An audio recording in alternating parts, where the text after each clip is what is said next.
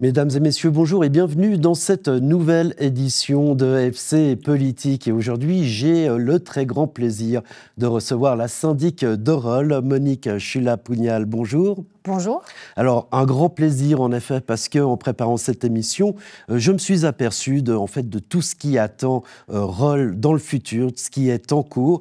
Et j'oserais même dire que l'on vit à Rol une véritable révolution, évolution énergétique et démocratique. Alors, est-ce que vous êtes d'accord avec cette accolade de mots, révolution énergétique, révolution démographique? Alors, la révolution démocratique, ça c'est sûr, puisqu'on a 3 nouveaux plans de quartier qui ont été validés lors de la dernière législature. Et à présent, il faut accompagner la construction de ces 3 nouveaux plans de quartier énergétiques. On a dans notre programme de législature, on avait prévu de faire une étude pour le chauffage à distance. Et puis, c'est une étude qui est à bout touchant. Donc, si il y a un préavis qui va arriver au Conseil avant la fin de l'année, et si le Conseil valide, oui, ça sera vraiment une révolution énergétique. Eh bien, de tout cela, c'est ce dont on va parler dans cette émission. C'est vrai, au 31 décembre 2023, il y avait exactement 453 habitants à Rol et bientôt ils seront 7800 selon les prévisions. Alors, des développements de quartier, vous l'avez évoqué. Et puis, cette présentation à la population du bilan de mi-législature, ce sera le 19 septembre prochain. Alors, pour revenir sur ce bilan à mi-législature, quelles sont, dans les grandes lignes, les évolutions? Où en sommes-nous de ce bilan, de ce programme de législature? Alors, on a un bilan de législature très ambitieux. Il y a 62 projets, enfin une soixantaine de projets qui sont répartis en 5 thèmes. Le premier c'est Durabilité. Non, c'est le dernier, la durabilité, mais la durabilité, c'est le plus important. Ce programme de législature, le premier, c'est la qualité de vie, c'est le développement urbain, c'est l'administration communale, c'est la politique et ses institutions, puis la durabilité. La durabilité, alors c'est pas le premier, mais c'est vraiment le thème le plus important de cette législature. Pourquoi? Parce que cette municipalité a envie de préparer l'avenir de nos enfants. Ben voilà, en tout, 62 projets en contenu dans ces 5 chapitres. Et vous m'avez dit en préparant cette émission que quasiment les 2/3 étaient faits. Je vous propose de parler justement de ce nouveau visage d'Orol, notamment au nord de la commune, vers la jonction autoroutière, qui est enfin terminée, et de ce quartier que l'on appelle Habitation Schenk, avec ces 5 nouvelles immeubles, ces 5 nouveaux immeubles de Schenk qui sont prêts. On nous prévoit que les vendanges seront bien réceptionnées dans cette cave cet automne. En gros, dans ce quartier, il y a les caves qui s'élèvent, il y a encore tout un plan d'habitation à faire et la commune possède 2000 mètres carrés de surface d'utilité publique. Alors, qu'est-ce que prévoit la commune? Qu'est-ce qui est en cours? Alors, ce n'est pas 2200 mètres carrés, c'est 2100 mètres carrés d'utilité publique. Alors, la municipalité a défini un programme bien précis. Vous savez, mais c'est en fin de compte comme toutes les communes, on est en manque de places d'accueil, on est en manque de crèches. Donc, on aimerait faire une crèche. On aimerait aussi, si c'est possible, des unités d'accueil, des bureaux et puis des salles. Voilà, ça c'est tout l'accompagnement, on va y revenir. À quoi on est attentif, évidemment, les plans de quartier sont courts, sont déjà faits, mais à quoi on est attentif quand on est une municipalité et qu'on développe des quartiers tels que celui de Schenk, où on a des surfaces, ou les 2 autres quartiers que vous avez abordés, par exemple Bernard-Nicot au bord du lac, auxquels on n'est pas propriétaire. À quoi on fait attention? Quelle est la marge de manœuvre d'une municipalité? Alors, la marge de manœuvre d'une municipalité est assez grande. Il y a une volonté déjà de la municipalité de développer ces nouveaux plans de quartier. La volonté existait déjà avant que j'entre en municipalité. Je suis entrée en municipalité en 2016, donc cette volonté existait déjà. Ce qui fait la spécificité de Rolle, c'est qu'il y a 3 nouveaux plans de quartier. Donc 3 nouveaux plans de quartier, Butte et Jardin, c'est au centre-ville, au nord, c'est Schenk, et puis à l'est, c'est Bernard-Nicot. Et ces 3 nouveaux plans de quartier amènent énormément de monde. Et il faut pouvoir les intégrer, et c'est ce qu'on est en train de faire. Il faut accompagner ces plans de quartier. Les accompagner, c'est le séparatif. Et puis, c'est aussi toute la mobilité. Et ça prend énormément de temps. C'est quelque chose qu'on fait step by step. On ne peut pas faire tout d'un coup, on ne peut pas bloquer la ville de Rolle d'un seul coup. Et puis, là, on parle de 580, je crois, pour Schenk d'habitants supplémentaires. Donc, il faudra aussi accompagner ce plan de quartier. On a accompagné celui de Butte et Jardin en faisant le séparatif à la ruelle des Jardins, en prévoyant la mobilité. On a refait la place du marché qu'on a rendue aux habitants. C'est une place magnifiquement rénovée. On va... Pour accompagner ce plan de quartier-là, on va refaire pas Butte et Jardin. On va refaire le parc Verassa. C'est un magnifique endroit. C'est un des seuls endroits qu'on garde à Rolle au centre-ville. C'est 6600 mètres carrés. Et là, on aimerait en faire le poumon de Rolle parce qu'on nous dit souvent, et certains citoyens se plaignent, qu'en fin de compte, la Grande Rue, c'est minéral et essentiellement minéral. Il n'y a pas de verdure. Donc, on essaie, c'est vraiment tout près. Donc, il est idéalement situé, ce parc. Vous avez une liaison au sud. On est tout de suite au centre. Une liaison à l'est, c'est la place du marché et c'est aussi le centre. Une liaison à l'ouest, pardon. Et puis à l'est, c'est Ruelle des Jardins. Ruelle des Jardins, c'est aussi au nord les Grandes Buttes. Et puis les Grandes Buttes, c'est le collège. Et le collège, vous êtes aussi, il y a des chemins qui vous amènent à la gare très facilement. Voilà, ce parc Verassa, là on en est au stade du crédit d'études. Oui. Mais le projet en tant que tel, c'est quoi? C'est de laisser un parc entièrement vivre par lui-même? Il y a une intervention? Qu'est-ce qui est prévu? Alors, si on veut en faire une oasis de fraîcheur, si on veut que les gens puissent se reposer, se détendre, dans la Grande Rue, les températures sont trop élevées, ils pourront aller se détendre à ce parc Verassa. Donc, ce qu'on veut faire, c'est, comme j'ai dit, le vœu, c'est de faire de ce parc le poumon de Rolle. Donc, ce qu'on aimerait, c'est augmenter la canopée, préserver la biodiversité et puis aussi l'améliorer. Il y aura des espaces de détente, il y a le mur et puis les portails qui seront remis à neuf. Et surtout, il y aura, comme je dis, des chemins piétonniers parce qu'il est idéalement situé. Vous avez évoqué la Grande Rue dans votre programme de législature. L'objectif, c'était aussi de la verdir, sauf erreur. Oui. Là, c'est pas possible. On se rend compte avec le recul que ça ne se fera pas. Disons que le sous-sol est déjà bien occupé. Donc, ça sera un peu difficile de casser ce qui a été fait jusqu'à maintenant. Mais on a quelques projets. On a fait un test. En fin de compte, on a planté un arbre dans un pot qui se trouve derrière la fontaine de Ville, là, au centre. Et si le test est concluant, on mettra certains pots avec des arbres tout le long de la Grande Rue. Des pots dans des arbres, c'est ça la renaturation? Je ne sais pas comment faire d'autre. Et puis mais vous imaginez un petit peu si vous plantez des arbres devant des devantures de magasins, si vous plantez des arbres, que ça fait de l'ombre dans les appartements qui se trouvent situés dans la Grande Rue. Et puis, encore une fois, le sous-sol ne nous permettra pas de creuser et de planter des arbres. Mais la Grande Rue, de longueur, si je me trompe, c'est 600 mètres. 600 mètres. Si vous faites vos courses, je ne pense pas que vous restez très longtemps si c'est une chaleur étouffante à l'extérieur. Donc vous entrez dans des magasins, automatiquement vous aurez de la fraîcheur. Et puis dans peu de temps, vous aurez le parc Verassa pour vous rafraîchir et vous mettre à l'ombre. Voilà, c'est bon pour le commerce, on verdit par la Grande Rue, on va chez les commerçants. Et ensuite, on se retrouve au parc Verassa. Autre développement, le Rezet. Il souhaite se développer, c'est un secret pour personne. C'est un acteur très important pour Rolle. Alors, comment la commune accompagne ce développement? Est-ce qu'elle achète des terrains en vue du développement du Rezais? Est-ce qu'elle aide le Rezais à se développer? Alors, non, la commune n'achète pas des terrains pour le développement du Rezais. Par contre, le Rezais est un partenaire, fidèle.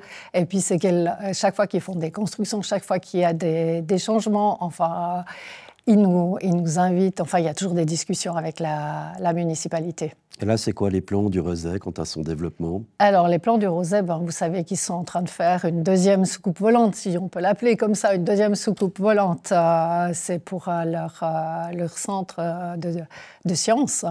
Et on a pu, la municipalité, le visiter il n'y a pas très longtemps.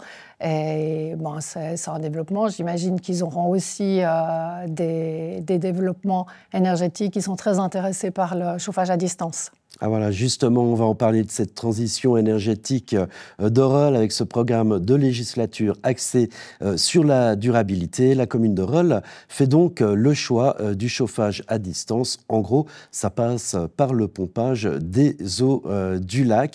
Et vous l'avez dit, ce projet nous permettra de bénéficier d'une indépendance énergétique. Alors, indépendance énergétique totale pour la commune, c'est ça l'objectif? Alors, indépendance énergétique totale pour la commune, pas tout à fait, parce que ce chauffage à distance, ce n'est pas tellement pour des particuliers, c'est bien pour des immeubles. Ça nous permettra aussi d'offrir une énergie propre à nos citoyens, ce qui est une grande avancée. Je ne sais pas si le principe du chauffage à distance, c'est pour ça qu'on va construire une STAP. Hein. Vous connaissez bien, j'imagine, le principe. Et il y aura deux conduites, une pour pomper l'eau du lac et puis une de refoulement. La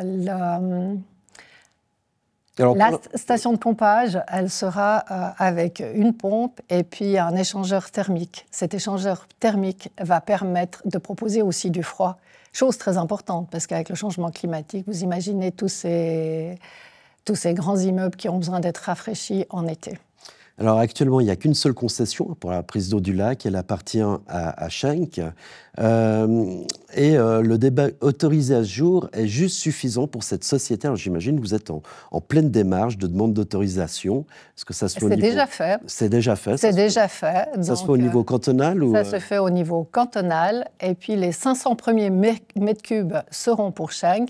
Et les 2500 mètres cubes supplémentaires seront pour la société, si on crée une société, c'est-à-dire NR-Roll avec Romande Énergie et la commune de Rolle. Voilà, j'allais le dire, vous misez sur le partenariat public-privé à travers cette société. Oui. Alors, Schenck a déjà une entité qui s'appelle Énergie Cité du Vin pour sa propre consommation. C'est juste, jusque-là, vous allez créer NR-Roll, et la Romande Énergie est présente dans les deux sociétés, c'est ça?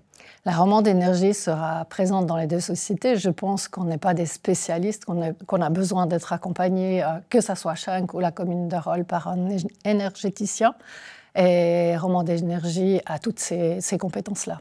Vous l'avez évoqué, accompagner le développement de la ville, ça passe par la mobilité, le scolaire, les séparatifs, tout ce qui est la voirie, infrastructure et autres. Le poumon vert, on l'a compris, ce sera le parc du Verrassa. Les crèches, alors, vous allez continuer de faire confiance à votre intercommunalité pour développer tout ce qui est vie enfantine. Alors, on fait confiance à Angers, notre intercommunalité, ça c'est sûr, mais par contre, pour les 2100 mètres carrés d'utilité publique qu'on a dans le nouveau quartier immobilier Schenck, on est en discussion, la commune de Rolle, avec le développeur, et pour le moment, on n'a pas encore vraiment eu des discussions sûres avec Angers, mais c'est la commune qui va développer.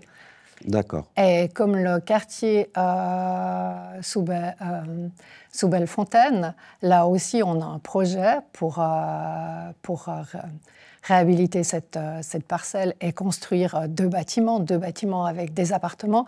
Mais on a aussi, dans le but, c'est aussi de faire une crèche là-bas et aussi une unité d'accueil, ainsi qu'un endroit pour les jeunes de 16 à 25 ans. Quand on développe sa commune, hein, plus 17% selon les chiffres, est-ce que ça veut dire aussi plus d'employés communaux, développer son administration? Alors, on a remarqué, en tout cas cette législature, qu'il nous manquait des employés, donc on a augmenté nos employés. On demandé un crédit au conseil qui a été validé pour 3 ETP supplémentaires. Et l'avenir nous dira si il nous faudra plus d'ETP. Vous êtes actuellement une municipalité composée de 5 membres. Est-ce que là, les discussions pourraient être en cours d'augmenter cette municipalité, éventuellement de passer à 7? Alors, c'est des discussions qu'on aura d'ici, je pense, une année, en 2025, quand on parlera de la future législature. Quand on a parlé de fusion avec Essertine et Tartenia, on avait imaginé une municipalité avec 7 membres, oui. Alors justement, vous l'évoquez, cette fusion, où en est-elle? Vous savez que le 22, la commune de Tanet va voter sur le projet d'étude de fusion. Si oui ou non, elle participe à ce projet d'étude. C'est vrai que la fusion est certaine sur Reul. Tartenia et Reul, on n'en entend plus parler. Est-ce que c'est toujours d'actualité? Alors, on s'est vu, la municipalité, les 3 municipalités d'Essertine, de Reul et de Tartenia fin 2023, c'était l'automne passé, pour discuter justement de remettre sur l'ouvrage ce projet. Et en fin de compte, vous n'êtes pas sans savoir que la municipalité d'Essertine avait le syndic et un municipal qui étaient sur le départ. Et puis, ce qu'il est ressorti de nos discussions, et à juste titre, c'est qu'en fin de compte, ils ont leur projet d'éolienne et ils aimeraient bien que ce soit les habitants d'Essertine qui décident, oui ou non, des éoliennes sur leur commune, et pas tellement des habitants de Reul ou bien de Tartenia. Donc la fusion semble un peu compliquée, hein. Il y a encore la fusion est de côté. On a dit qu'on se reverrait, je pense, d'ici la fin d'année, ou une fois que ce projet d'éolienne aura été voté par les habitants. Et puis on discutera de cette fusion. Moi, je suis sûre qu'un jour, il y aura une fusion Essertine, Tartenia et d'autres communes, mais il ne faut pas précipiter les choses, parce qu'en fin de compte, si vous passez en votation, il faut que les 3 communes valident cette fusion, sinon elle capote. Alors, un des points d'achoppement, c'était aussi les finances, et notamment le point d'imposition, la situation financière reuloise. Alors, comment se portent les finances communales? Alors, les finances communales se portent. Disons qu'il pourrait y avoir un mieux. On avait beaucoup d'espoir avec SOS Communes et puis avec la nouvelle péréquation intercommunale vaudoise. Et en fin de compte, on se rend compte que non, il ne faut pas trop espérer de ce côté-là. Pour la nouvelle péréquation vaudoise, quand on en avait parlé, le canton avait fait une simulation. Et la simulation prévoyait pour Reul, en tout cas pour les comptes 2022, un bénéfice de 2,7 millions. Et je m'étais dit à l'époque, 2,7 millions, c'est pas mal. On fait un déficit de 2,4 millions. Bon, depuis, on a engagé du personnel. Je me suis dit, on aura des comptes équilibrés ou, à la limite, avec un petit bénéfice. Que nenni! Alors, on a fait nos calculs, on a fait une comparaison, parce qu'on est en train de préparer le budget maintenant, donc on a fait une comparaison entre l'ancien et le nouveau système. En fin de compte, il y a une différence de 850 000 francs. D'accord. Ça ne suffira pas pour rêver et puis de continuer ainsi avec nos finances communales. Qu'est-ce qu'il faut faire? Il faut revenir avec le point d'imposition et l'augmenter. Là, il est à 59,5. Hein. Est-ce qu'il faut revoir une hausse du point d'imposition pour faire baisser la péréquation? Alors, ce qu'il faudrait, il y a plusieurs solutions. Hein. Moi, j'ai dit, je crois qu'il y avait eu des débats ici, personne ne s'est prononcé pour une hausse d'impôt. On sait aussi que si on propose une hausse d'impôt à la population, il y a tout de suite un référendum derrière. Et nous, on nous a déjà avertis. Et que vous demandez aux personnes s'ils veulent payer plus, ils vont vous dire non. Donc, je ne pense pas que c'est une solution. La solution, c'est que le canton soit plus généreux. Parce qu'en fin de compte, avec cette nouvelle péréquation, je suis très étonnée d'apprendre qu'il y aura toujours des communes prétéritées. Moi, je ne sais pas que vous avez 2 associations fêtières qui votent, qui valident cette nouvelle péréquation. j'ose espérer que sur les 300 communes du canton de Vaud, il n'y en a plus aucune qui est prétéritée. Et ce n'est pas le cas. Il y aura, avec ce nouveau système, il y aura toujours des communes qui seront prétéritées et puis d'autres qui seront avantagées. Ce n'est pas possible. Et je pense que la solution, c'est vraiment que le canton soit plus généreux. Et il y avait l'arrêt du tribunal fédéral, je pense que vous l'avez lu, du 23 juin 2023. Il m'a fait plaisir, cet arrêt du tribunal fédéral, qui dit à un moment donné, entre 62 et 93%, quand le canton prélève entre 62 et 93% des recettes fiscales, c'est trop, c'est pas possible. Ça viole l'autonomie communale qui est dans la Constitution vaudoise. Donc je pense que là, il y a quelque chose à faire, oui. On vous sent énervé. Un peu. C'est vrai que vous en voulez à qui? Aux cantons, aux députés, aux associations intercommunales? En plus, le canton, c'est des gens, Madame Luisier, Monsieur Romanence, Madame Garelli, enfin, c'est des gens que j'apprécie énormément. En plus, c'est des gens de mon parti que je connais bien. Non, je suis déçue, mais je leur ai dit, bien sûr. Mais je ne suis pas fâchée, je suis des fois un peu énervée quand j'en parle, j'avoue, parce que je suis déçue, parce que je dis, des solutions, il y a, et le canton a les moyens. On nous dit qu'ils ont mis 600 millions pendant des années de côté, qu'ils ont un bas de laine de 6 milliards. Ne me dites pas qu'ils ne peuvent pas aider ces communes. Aider Roll, s'il vous plaît, SOS Communes. Alors, c'est pas Roll, c'est aider toutes les communes. Parce que je pense que toutes les communes ont envie d'avoir un peu plus de disponibilité dans leur caisse. Ce n'est pas que Roll. Et on n'est pas contre la péréquation, il faut bien le dire, la péréquation directe, on n'est pas contre. On est un petit peu à la facture sociale. Et Roll n'est pas la seule commune. Il y a un recours à l'heure actuelle, et Roll n'est pas la seule commune. On est quand même 35 communes. Alors, en tout cas, les recettes à Roll, sauf erreur, sont de 65 millions, pour illustrer un petit peu ce que vous dites. Et les charges cantonales sont environ 50 millions. C'est ça, il reste 15 millions, finalement. Alors, il restait pour 2023, je crois, 22% de nos... C'est beaucoup trop. Voilà, si je reprends l'arrêt du tribunal fédéral, vous savez qu'il y a toujours un recours actuellement. Ils ont pris une commune pilote, c'est Jouxtan-Mézery, et j'ai beaucoup d'espoir, car je crois beaucoup à la justice dans notre pays. Est-ce que SOS Communes, qui a retiré son initiative, n'aurait pas dû le faire ? Alors, j'en ai discuté avec M. Romanence, donc c'est vrai que j'étais un peu déçue. À SOS Communes, cette initiative, il n'y aurait pas eu de compte-projet, on serait toujours avec l'ancienne péréquation. Donc on n'aurait pas, en tout cas, Roll, c'est 850 000 supplémentaires, qui ne nous suffit pas, c'est des peanuts, mais enfin, on n'aurait pas ces peanuts-là. Et ça partait en votation populaire. Je ne suis pas sûre que franchement, on aurait gagné en votation populaire. Donc, c'est très délicat. Oui, je suis quand même un peu déçue qu'ils ont retiré. Mais des fois, vaut mieux être sage. Je sais que l'ADCV a dit, en tout cas, a promis qu'il ne bougerait pas jusqu'au 1er janvier, jusqu'à l'entrée en vigueur de cette nouvelle péréquation. J'espère qu'après, ils seront attentifs, mais pas que la DCV, l'UCV sera attentif à tous les problèmes des communes. C'est pas que Roll, c'est vraiment pas que Roll. J'ai dit, il y a quand même 36 communes au départ qui font recours sur 300 communes. C'est un certain pourcentage. Ben voilà pour la NPIF, comme on l'appelle.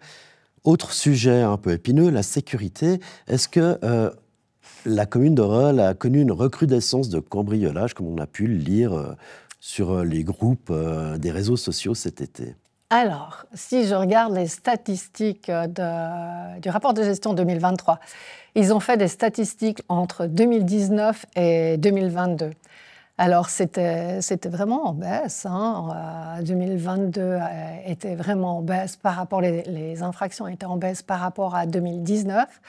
Par contre, c'est vrai qu'en 2023, elles ont augmenté de nouveau. Et puis, c'est un peu les chiffres de 2019. Alors, on revient, il y a 145 infractions supplémentaires, donc on revient à 2019. Alors, quelle politique pour faire face à cette insécurité? Alors, la politique, on a mis des caméras de surveillance. On en a 16 dans la Grande Rue, 11 au Collège du Martinet. Ces 11 au Collège du Martinet, je tiens quand même à dire qu'ils filment en dehors des heures scolaires. Hein. Et on a remarqué, par exemple, au Collège du Martinet, parce qu'il y avait beaucoup de vandalisme, on a remarqué que c'était vraiment en baisse, j'imagine, grâce à ces caméras de surveillance. Bon, c'est un peu tôt maintenant pour faire un bilan, mais dans quelques temps, on saura si oui ou non c'est bien de mettre des caméras de surveillance. Je sais qu'il y a des citoyens qui disent que vous devriez en mettre partout, sur tout le territoire. L'ultra-sécuritaire. Et puis, on serait tranquille. Mais je pense que ça amène un plus, oui. Est-ce que ça vous donne envie de rejoindre une police intercommunale? On n'en a pas discuté, franchement, pour le moment pas. On est très content en tout cas de notre sécurité publique. On a une sécurité publique qui a déménagé maintenant à l'administration et puis on a un responsable qui est très compétent. Autre sujet épineux, Arles, évidemment, les migrants. Où en est-on avec ce centre EVAM à Arles? Est-ce que vous avez des nouvelles, hein? Pour rappel, il devait ouvrir cet automne. Est-ce que c'est toujours le cas? Alors, ouvrir cet automne, c'est le 21 septembre, premier jour de l'automne, c'est Oui. juste? Ah, voilà. On est le combien? Donc, ouvrir cet automne, je ne sais pas, mais oui, on a eu des nouvelles de l'EVAM. Donc, il y a un courrier qui va arriver dans les boîtes de nos citoyens, soit demain, soit après-demain, pour annoncer la mise à l'enquête de ce centre. D'accord. Et il accueillera quelle typologie de migrants? Vous en savez plus? Alors, je pense qu'il y a eu une information. Hein. Je crois qu'il y a eu une information à nos citoyens. Au départ, on parlait de 140. Et maintenant, c'est 95 réfugiés. Ça sera essentiellement des femmes et des enfants. Et puis, il y aura aussi une structure qui sera dédiée aux femmes qui ont subi des violences, oui. D'accord. C'est ce que dit ce tout ménage. Alors, ce tout ménage, c'est surtout parce que les gens voulaient savoir, enfin, voulaient avoir des nouvelles. Et moi, j'ai eu un journaliste, d'ailleurs, qui m'a téléphoné en me disant qu'il entendait des rumeurs comme quoi ce centre n'allait pas ouvrir, enfin, que l'État... L'EVAM avait abandonné le projet? L'EVAM avait abandonné le projet. Et puis, en fin de compte, j'ai téléphoné, j'ai pris contact avec l'EVAM et puis on m'a dit que non, c'était à bout touchant. Puis on leur a demandé, mais déjà, quand ils nous en avaient parlé, c'est qu'ils nous tiennent au courant et puis qu'on aimerait bien que nos citoyens soient les premiers informés. Eh bien voilà, ça sera le cas via ce tout ménage. Après, évidemment, FC politique. Il y a tout de même des bonnes nouvelles à Arles. Mais il n'y a que des bonnes nouvelles. Il n'y a que des bonnes nouvelles, dites-vous. Vous l'avez dit, hein, ce retour du marché à la place du marché qui est terminé. Ouf, ça c'est important. On sent le pouls de la population dans les marchés. Alors, j'espère que ce marché aura beaucoup de succès. Hein. Il a commencé le vendredi 23 août. Donc, on leur souhaite vraiment plein succès. Pour rappel, il a été déménagé parce qu'il existait déjà à la place du marché, mais il a été déménagé à la place des Tilleuls puisqu'il y avait les travaux de ce nouveau plan de quartier Butte-et-Jardin qui débutait. Et puis, je pense que c'est bien maintenant que les travaux sont finis, que la place est merveilleusement refaite, que ce marché reprenne son endroit historique en fin de compte. Autre sujet de satisfaction par rapport à votre population, ce camping qui marche du tonnerre, nous dit Andrea Braslopo, qui a un œil très aiguisé là-dessus. Magnifique. Il n'a jamais aussi bien marché. Là, ça fait 2 ans et tout. On a des entrées qui sont plutôt en hausse, oui. Donc vous êtes satisfaite de garder ce camping alors que... On est très satisfait de garder ce camping. Il y avait aussi une rumeur, c'est pour ça que je vous vois avec votre petit sourire qui disait que le camping était à vendre. Non, pas du tout. On garde notre camping à Arles et on est très satisfait de ce camping. On est très satisfait aussi de la terrasse des Tilleuls. Je ne sais pas si vous avez eu l'occasion cet été d'aller prendre l'apéritif au port des Vernes, où on a cette terrasse, où aussi là, les citoyens sont ravis de cet endroit.